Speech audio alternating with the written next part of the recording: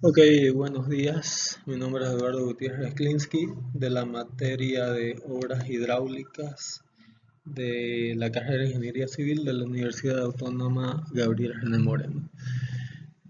Antes de entrar a las modelaciones en ECRAS, vamos a ver algunos conceptos teóricos en los cuales se basan modelos simples de ECRAS, ¿no? Y en esta ocasión vamos a partir de lo que es el flujo unidimensional. Para ello vamos a ver algunas bases teóricas, ¿no?, de lo que es flujo unidimensional. Como el nombre lo dice, considera que el flujo en el problema hidráulico se da apenas en la dirección longitudinal. Eh, Vamos a ver más adelante también flujo multidimensional, que puede darse, por ejemplo, cuando empieza a haber un rebalse, ¿no? Entonces ahí el flujo no solo es importante a lo largo de la dirección longitudinal, sino también en la dirección transversal. En las ecuaciones que vamos a ver a continuación, vamos a basarnos prácticamente en todo lo que es el flujo en la dirección longitudinal. Y vamos a partir de lo que es la ecuación de la energía dada por esta fórmula. En este cuadro vamos a entender mejor, ¿no?, lo que es esta expresión, donde aquí tenemos lo que sería el channel bottom, sería el fondo, ¿no?, del río entre dos secciones transversales, donde la cota topográfica, ¿no?, de este fondo está determinada en la sección aguas arriba por Z2 y Z1 sería la cota de la sección aguas abajo. Posteriormente tendríamos lo que vendría a ser la elevación del tirante de agua, que ese tirante de agua, aguas arriba, se estaría dado por una altura de lámina Y2 y aguas abajo por una altura de lámina Y1. Y finalmente tenemos lo que sería el gradiente de energía, ¿no?, o línea de energía, que aguas arriba estaría dada por una cota alfa B2 al cuadrado sobre 2G y aguas abajo por alfa B1 al cuadrado sobre 2G. La línea de energía entre la sección aguas arriba y la sección aguas abajo sufre unas pérdidas HE causadas por fricción, presiones atmosféricas, etcétera, que las vamos a ver a continuación. Bueno, ¿qué nos dice esta ecuación de línea de energía? Nos dice que la energía total, aguas arriba, está dada por la suma de cota topográfica más cota hidráulica más cota de presión, ¿no?, dada por esta expresión aquí. Y todo esto es igual también a la cota topográfica más tirante de agua más energía aguas abajo más las pérdidas. Ok, aquí alfa 1 o alfa 2 o A1, A2 son cocientes de velocidad que vamos a verlos más adelante. Ok, con respecto a lo que vendría a ser las pérdidas o línea de energía HE entre dos secciones, como había comentado anteriormente, está compuesta por pérdidas de fricción y por pérdidas por contracción y expansión. Entonces, la fórmula general para determinar las pérdidas está dada por esta expresión, donde aquí L es la longitud de descarga promedio, es decir, distancia entre una sección y la otra. SF, coeficiente de fricción representativo entre las dos secciones. C, es un coeficiente de pérdida por expansión o contracción.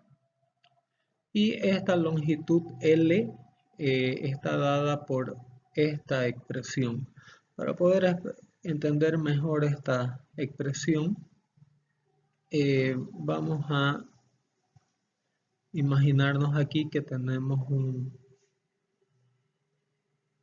un canal o un río cualquiera compuesto por 3 secciones. La sección principal se refiere al channel o canal principal. La sección a la izquierda sería la llanura de inundación izquierda, designada por LOB. Y la sección, todo lo que sea referido a ROB, se refiere a la llanura de inundación derecha. Entonces, aquí tenemos dos secciones cualquiera, una agua arriba y otras aguas abajo. Y cuando hablamos de LOB, estamos hablando de la distancia promedio entre la llanura de inundación a la izquierda. Cuando hablamos de LCH, estamos hablando de la sección promedio aguas arriba y aguas abajo de la sección definida por el canal. Y cuando hablamos de LROB,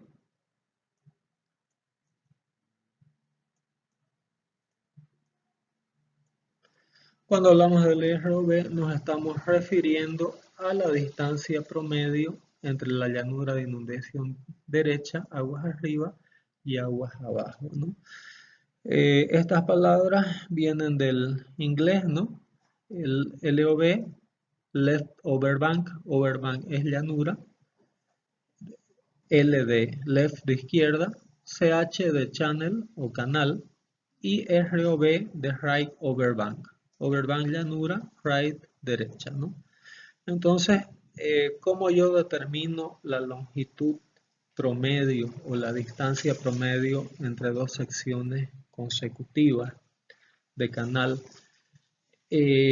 Haciendo esta media ponderada, donde repito nuevamente LLOB es llanura a la izquierda, LH longitud de canal, ROB, LROB llanura de inundación a la derecha.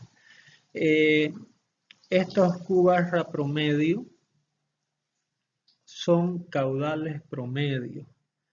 Entonces, como yo de los conceptos de la hidráulica, yo aquí puedo calcular cuál es la fracción de caudal que viene, ¿no? En esta parte, en mi llanura de inundación, al lado izquierdo, cuál es el caudal, ¿no? Q barra channel que estaría fluyendo a través de esta zona y cuál sería el caudal que está viniendo o fluyendo a través de la llanura de inundación derecha. Entonces, a través de esta expresión yo consigo determinar este valor L o la longitud de descarga promedio.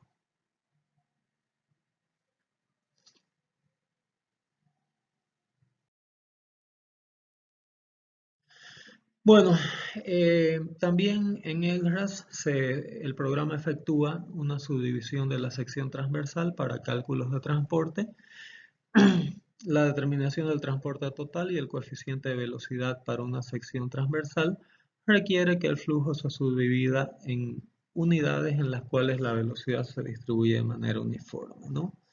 Entonces, el criterio consiste en dividir el flujo de acuerdo a los puntos en los cuales n varía y el transporte es calculado para cada subdivisión a partir de la ecuación de Manning, ¿no? Entonces, aquí, ¿qué quiere decir todo este texto? Que yo en una misma sección transversal, imagínense, puedo tener un canal donde el fondo del canal está compuesto de grama y los taludes laterales son de tierra.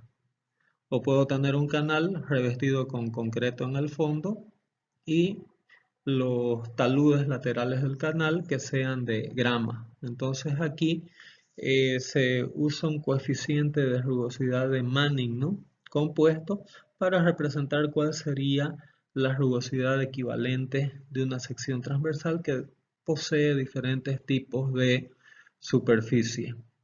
Entonces tenemos Q que, o caudal es igual a K veces SF a lo medio, donde K es igual a 1.486 sobre N veces AR a la 2 tercios. ¿Qué es eso? A es el área de cada subdivisión. ¿Cómo determino esa subdivisión de área? En función de la variación del coeficiente de Manning. R es el radio hidráulico de la subdivisión, es decir, los criterios de la hidráulica. Haciendo recuerdo, el radio hidráulico es el área de la sección transversal dividido por el perímetro mojado. Bueno, entonces esta sería la sección transversal compuesta, donde aquí, como les había dicho, tengo llanura de inundación izquierda, llanura de inundación derecha y el canal principal. Aquí, por ejemplo, en esta sección transversal tenemos 4 tipos de coeficientes de Manning. La llanura de inundación de la izquierda, ¿no? Está compuesta por 2 tipos de superficie. De ahí tenemos otro tipo de superficie del canal principal y otro tipo de superficie de la llanura de inundación, ¿no? Entonces aquí tenemos esto y aquí esta parte todavía la tenemos dividida en 2 subpartes. Entonces ahí lo que tenemos que hacer es ir subdividiendo. Aquí, por ejemplo, tenemos 4 tipos de superficie a la izquierda, otros 4 a la derecha y una central del canal. Entonces aquí la parte de el K compuesto, ¿no? De coeficiente de Manning va a ser la suma de estas 4 subdivisiones y aquí a la derecha también el coeficiente, ¿no? Equivalente de Manning para esta llanura de inundación va a ser la suma de estos 4 valores. El canal principal, como solamente tiene un tipo de superficie, quedaría con un solo valor de K. Entonces esa es la forma donde representar los diferentes coeficientes de Manning para situaciones donde yo tengo llanuras de inundación que pueden ser muy extensas, que cubren diferentes tipos de superficie. Bueno, entonces el número compuesto de Manning, ¿no? Para el canal principal, en caso de que un lado del canal presente una pendiente mayor a 5 a 1 y el mismo tenga más de un número de Manning, se determina una rugosidad compuesta NC, ¿no? Entonces ahí esa rugosidad compuesta está dada por esta expresión sumatoria de I a N de PI veces NI a la 1 medio sobre P elevado a la 2 tercios, donde P es el perímetro mojado total del canal principal y PI es el perímetro mojado de cada subdivisión PI que yo tendría para el caso donde tenga, como les dije anteriormente, diferentes tipos de superficies que me llevan a diferentes superficies de Manning, ¿no? Entonces aquí tendría PI para cada tipo de superficie. Y NI sería el coeficiente de rugosidad de cada subárea que estoy dividiendo. Bueno, en el análisis unidimensional se considera apenas una superficie de agua. ¿Qué es esto? Nosotros habíamos dicho que vamos a discriminar una sección transversal en tres subsecciones, ¿no? La central, que es compuesta por el canal principal, y dos laterales por llanuras de inundación. Sin embargo, en lo que es el análisis unidimensional, se considera que las tres secciones tienen la misma superficie de agua en la sección transversal. Es decir, la sección transversal, si bien está compuesta por tres subsecciones, eh, en el proceso de cálculo, el programa considera que las tres secciones poseen una energía principal única, ¿no?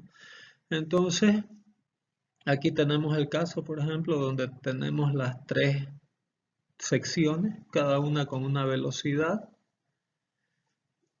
y lo que hace el programa es calcular el flujo promedio de cada una de estas subsecciones y se trabaja con la media. Entonces aquí tengo una velocidad 1, por ejemplo, una velocidad 2 en esta sección. Lo que se hace es trabajar con la velocidad promedio que se da en las subsecciones para trabajar con una cota única de energía cinética por sección transversal.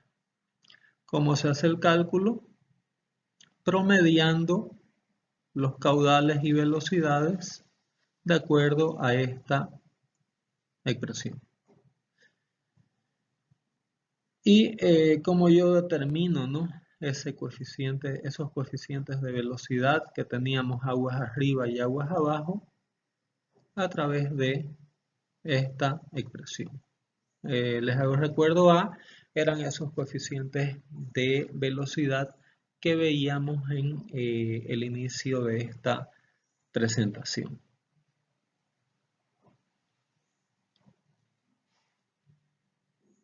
En el caso que yo tenga, ¿no?, más de dos subsecciones, esta sería la ecuación para determinar el coeficiente de velocidad en cada una de las secciones transversales. Entonces, el coeficiente de velocidad A, que también aparece, ¿no?, en el cálculo de pérdidas, es determinado en base al transporte de los tres elementos de flujo, ¿no? Izquierda, canal principal, y derecha. El coeficiente de velocidad, sustituyendo para lo que sería nuestra sección transversal, está dado por esa expresión, ¿no?, donde todo lo que es LOB equivale a llanura de inundación izquierda, ROB a llanura de inundación derecha, Che, canal, y K es un coeficiente que depende de las características del coeficiente de Manning. Entonces, la pérdida, todo esto sería con respecto a los coeficientes de velocidad. Y el otro término, ¿no?, que necesitamos para calcular lo que es la pérdida por fricción puede evaluarse como el producto SF por L, ¿no? L es la longitud que les había comentado, ¿no?, hidráulica, obtenida a través de ese promedio que vimos anteriormente, y SF es la pendiente de fricción representativa. SF puede calcularse como la división de Q sobre K al cuadrado, donde Q es el caudal total en cada sección y K el coeficiente, ¿no?, que toma en cuenta la variación del coeficiente de Manning, como vimos anteriormente. Algunas fórmulas alternativas, ¿no?, para el cálculo de la pérdida por fricción. Hay una serie de fórmulas, entre ellas la ecuación del transporte promedio. SF promedio sería Q1 más Q2 sobre K1 más K2 al cuadrado, donde Q1 y Q2 son los caudales aguas arriba y aguas abajo, y K1 y K2 los coeficientes de Manning, conforme vimos anteriormente, ¿no? También está la ecuación de la pendiente de fricción promedio, dada por SF1 más SF2 sobre 2. Ecuación geométrica de la pendiente de fricción promedio. SF igual a raíz cuadrada de SF1 por SF2. Ecuación armónica de la pendiente de fricción promedio, dada por SF igual a 2 veces SF1 por SF2 sobre SF1 más SF2. Bueno, si ustedes recuerdan, en las fórmulas de pérdida por fricción aparece un coeficiente C, que es un coeficiente de pérdida por efecto de contracción y expansión. ¿Qué significa esto? Si yo tengo dos secciones transversales aledañas de un río, puede ser que una sea muy pequeña en relación a la otra.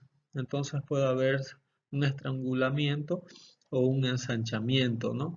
Y esos cambios bruscos de sección transversal pueden generar pérdidas de energía. Entonces ahí es donde se consideran ese coeficiente, ¿no? Entonces una contracción ocurre cuando la velocidad de aguas abajo es mayor que aguas arriba, o en el head, ¿no?, o cabeza, y cuando ocurre lo contrario, lo que se tiene es una expansión. Entonces habíamos visto ya cómo calcular la longitud promedio. Vimos también cómo calcular SF o pérdidas por fricción a través de las ecuaciones anteriores. También habíamos visto cómo calcular los coeficientes de velocidad, y lo que quedaría, ¿no?, aquí para determinar las pérdidas de energía que se dan entre una sección transversal y la otra sería ese coeficiente C, ¿no? Tenemos por otra parte la ecuación de energía, donde tenemos aquí prácticamente ya definidos todos estos parámetros, y C se calcula en base a un proceso iterativo de estas ecuaciones, ¿no? ¿Qué se hace? Se hace una elevación aguas arriba. En base a la elevación asumida se determina el transporte y velocidad aguas arriba también. Después se calcula el valor de las pérdidas y se determina HE, ¿no? Y con los valores totales obtenidos se determina la elevación del tirante de aguas abajo, y con eso se calcula la elevación y se compara el valor de energía obtenido aguas abajo con el valor de energía aguas arriba. Si no coinciden, se sustituye el nuevo valor de tirante de aguas arriba y se repite todo el proceso, ¿no? El EIRAS hace internamente todo lo que sería esta iteración.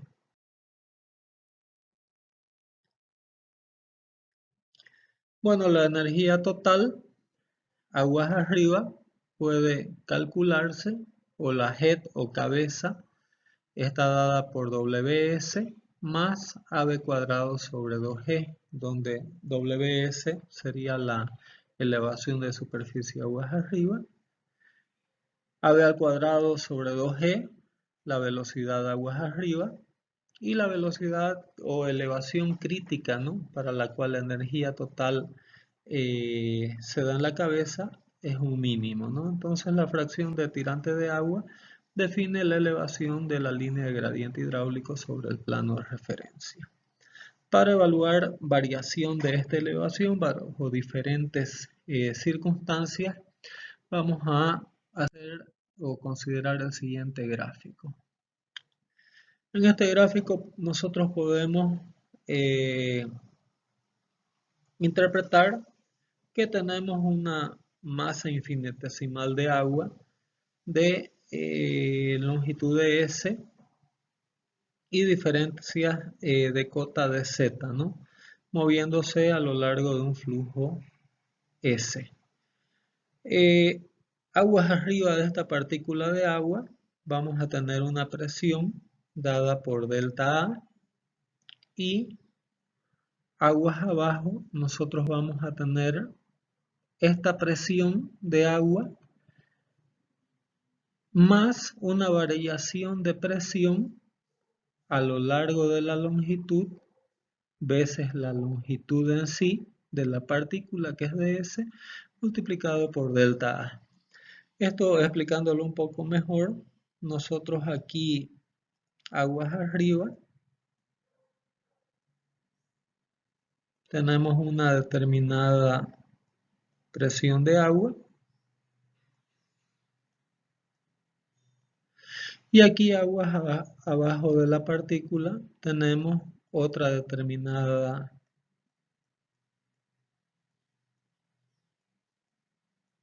presión de agua más la variación de presión que se da entre esta parte y esta otra parte. Y A, delta A, sería el área de la sección transversal de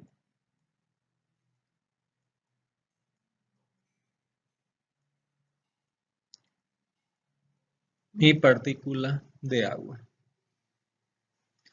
Por otra parte aquí, este término ρg delta A delta S sería el peso de mi partícula de agua, que no es otra cosa que ρ, que es la densidad del agua, veces la gravedad, veces delta A, que sería la sección transversal de mi partícula, y veces delta S,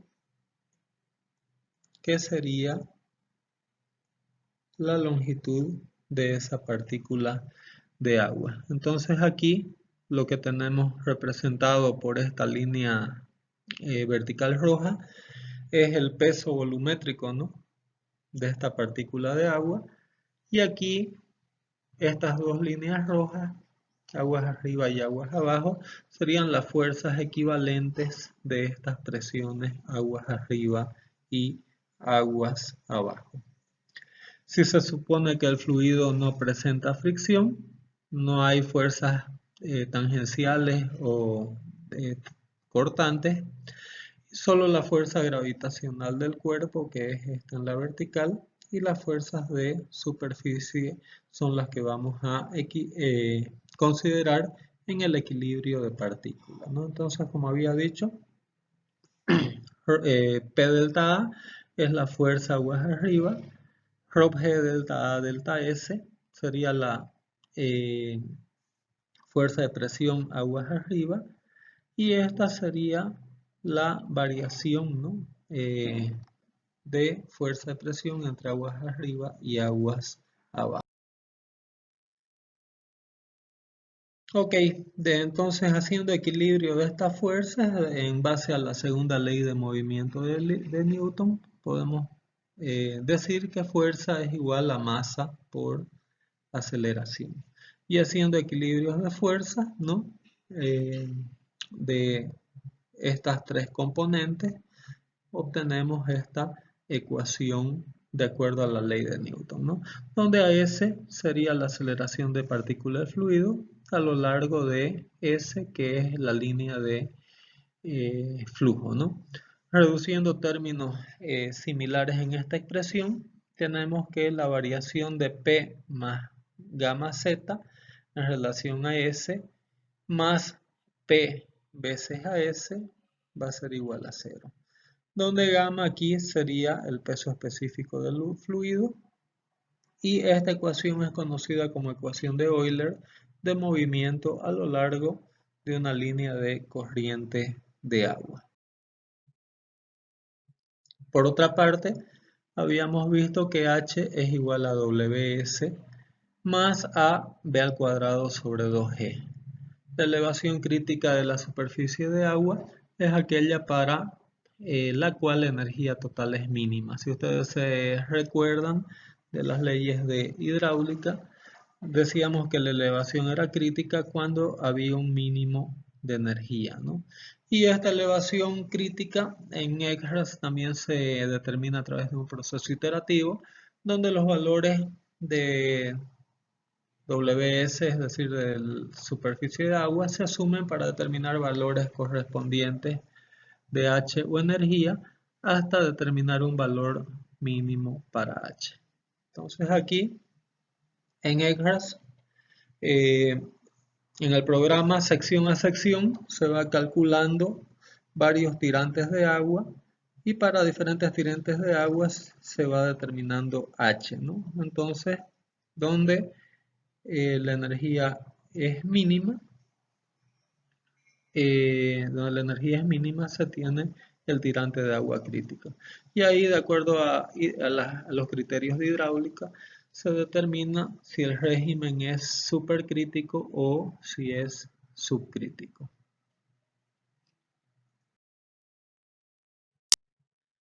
Bueno, con eso estaríamos finalizando todo lo que es el tema de flujo unidimensional determinado a través de la ecuación de línea de energía.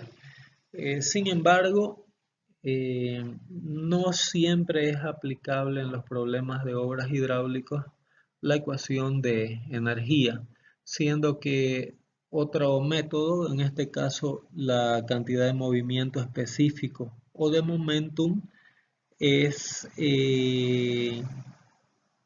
digamos así, puede cubrir un mayor rango de problemas de obras hidráulicas. Por ejemplo, cada vez que la superficie de agua sobrepasa la profundidad crítica, la ecuación de energía no es aplicable. Entonces la ecuación de energía solo es aplicable a situaciones de flujo gradualmente variado. Entonces, si tenemos temas de vertederos, de una presa con una apertura, un aliviadero, por ejemplo, o cambios muy bruscos de topografía, eh, podemos tener problemas en la aplicación de la ley o de la ecuación de la línea de energía. Y en estos casos, lo recomendable es aplicar otro criterio que es el de la cantidad de movimiento específico, ¿no? Entonces existen, como les comentaba, variadas situaciones en las que la transición de crítica a supercrítica o viceversa puede ocurrir. Cambios significativos en pendiente, existencia de puentes que los vamos a estudiar o disipadores, es necesario en estas situaciones aplicar la ecuación de momentum.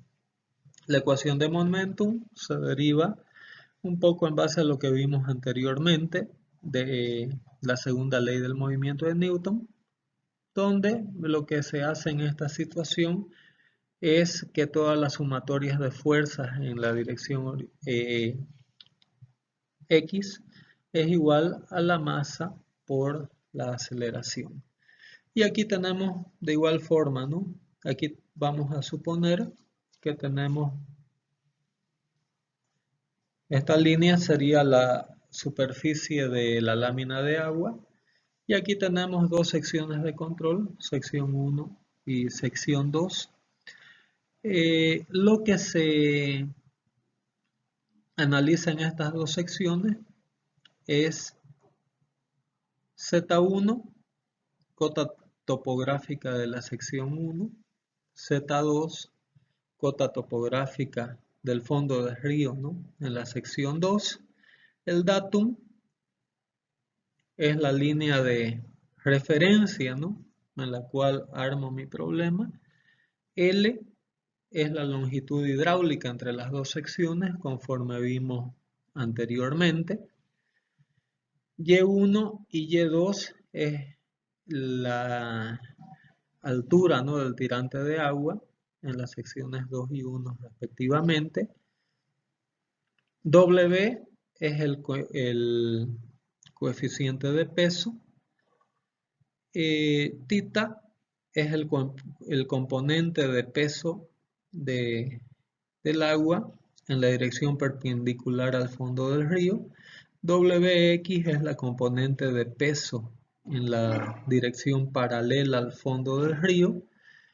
Tita es la inclinación del fondo, ¿no?, del río.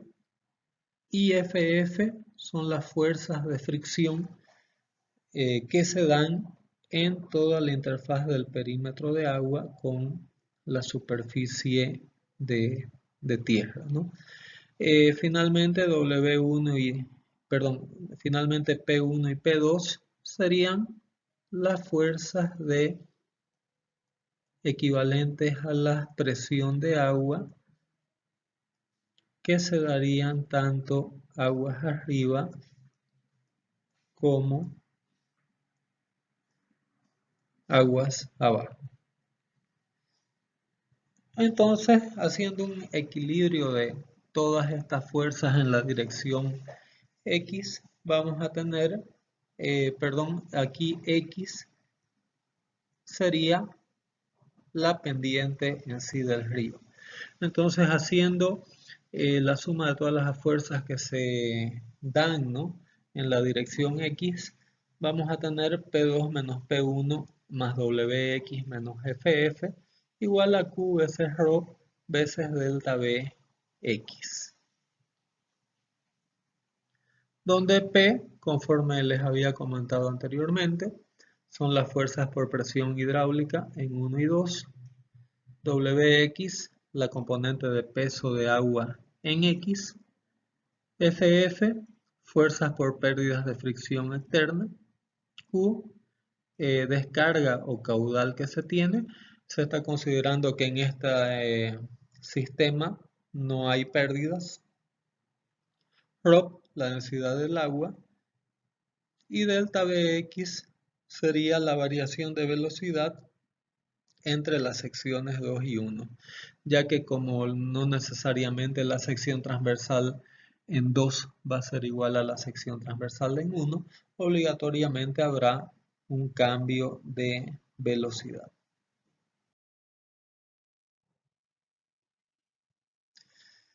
Bueno, entonces vamos a estudiar cómo calcular cada una de esas fuerzas, empezando por la fuerza de presión hidrostática. En la dirección X puede darse como gamma veces A veces Y promedio veces coseno de tita, ¿no? Por lo general, los canales difícilmente, ¿no?, tienen una pendiente inferior a 1,10. Tomando en cuenta que coseno de tita es aproximadamente igual a 1,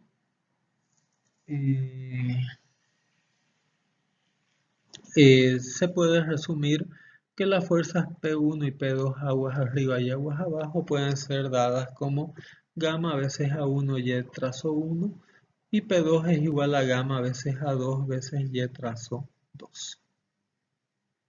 Donde gamma es el peso específico del agua, A1 o A2 es el área mojada de la sección 1 o 2 y Y es la profundidad del tirante de agua al centro de gravedad de la sección, ya sea en la sección 1 o en la sección 2. Bueno, la fuerza por el peso de agua, W, no es otra cosa que el cálculo del volumen del agua que se da veces la densidad, ¿no? Donde gamma es la densidad del agua, A1 y A2 son las secciones en los puntos 1 y 2 respectivamente, y L sería la longitud hidráulica, ¿no? Wx sería la componente de peso, ¿no? En la dirección X, que estaría dado por este valor W veces el seno de tita. Por otra parte, tita podemos calcularlo, ¿no? De acuerdo a las ecuaciones de la trigonometría a través de esta expresión Z2 menos Z1 sobre L igual a S0, donde S0 sería la pendiente. Sustituyendo términos, Wx sería igual a gamma veces A1 más A2 sobre 2 veces LS sub 0.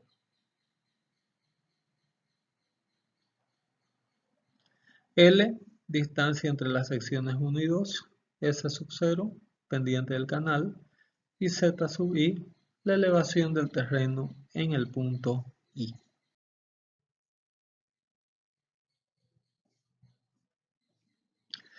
Por otra parte, tenemos FF, que son las fuerzas de fricción o fuerza atractiva, ¿no? Total, que está dada por tau veces P barra veces L, donde tau sería la tensión de corte o tensión tractiva, ¿no? Que se daría en la interfaz canal superficie de agua. P barra sería el perímetro mojado promedio entre 1 y 2. Y tau o fuerza atractiva estaría dada por el peso específico del agua veces R barra veces SF, donde R barra es el radio hidráulico promedio, calculado como siendo el área no promedio dividido por el perímetro mojado promedio. Y S barra F sería la pendiente promedio de fricción conforme vimos anteriormente, ¿no? Finalmente, con eso determinamos este parámetro FF, que serían las fuerzas de fricción, ¿no? Dadas por gamma veces A barra sobre P barra veces SF barra veces P barra veces L. O, simplificando términos,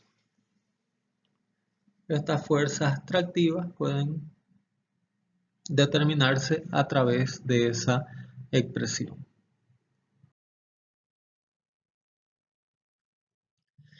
Volviendo a la ecuación, ¿no? De equilibrio, tendríamos que m veces a es igual al caudal veces ρ veces la variación de velocidad. La densidad del agua puede calcularse como siendo peso específico dividido por gravedad, y la variación de velocidad puede calcularse como siendo beta 1 B1 menos beta 2 B2. Sustituyendo términos, llegamos a esta expresión, donde beta es un coeficiente de momentum que considera la distribución de velocidad en canales irregulares. Sustituyendo valores en esta expresión de equilibrio de fuerzas en la dirección X, llegamos a esta expresión. Reorganizando términos, llegamos a desarrollar estas expresiones. Bueno, muchas veces cuando se tiene alta velocidad puede generarse una serie de burbujas dentro del cauce, y por ejemplo para canales con alta velocidad de flujo la superficie de agua puede resultar más elevada en relación a lo esperado por la entrada de aire. En esta situación puede ser importante, ¿no?, la consideración de esta entrada de aire en flujos altamente supercríticos, como ser flujos que posean un número de Froude mayor a 1.6,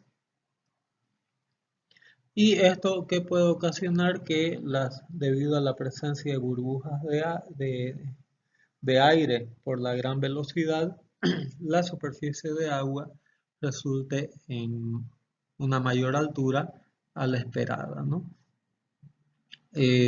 Para flujos de Fruit menores o iguales a 8.2, se calcula este coeficiente de A dado por 0,906 veces D elevado a 0.061F. Y para números de Fruit mayores a 8.2 se calcula un parámetro de A de 0,620 veces D elevado a 0,1051 veces F, donde dA sería la superficie de agua considerando la entrada de aire, D sería la superficie de agua, es decir, la altura del tirante de agua calculado sin entrada de aire, E sería la constante numérica, ¿no? De 2.718282 y F sería el número de Fruit en sí. Algunas limitaciones de lo que sería el flujo uniforme. Como el nombre lo dice, el flujo es uniforme a lo largo de una determinada dirección. No existen mayores pérdidas. El flujo es gradualmente variable. Si hay variación de flujo, esto se desarrolla de una manera gradual. Flujo unidimensional, es decir, componentes de velocidad en direcciones diferentes a la del flujo no son consideradas.